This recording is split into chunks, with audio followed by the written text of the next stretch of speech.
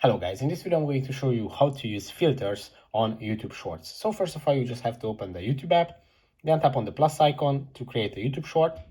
And to apply filters, you just have to tap on the filters icon here, and you can choose from all these filters on the list. As you can see, you can check which one you like more.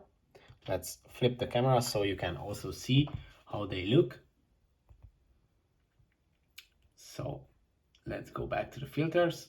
So these are the filters that you can use, and you can also adjust the filters strength by sliding this slider. So if you go down, it is going to apply just a little bit of the filter, and if you go up, it is going to apply the filter fully. So you can see it the best with black and white videos. If you go full, then it is going to be black and white completely, and this way it is going to decrease the saturation just a little bit. So that's it for this video. Don't forget to subscribe, and see you in the next one.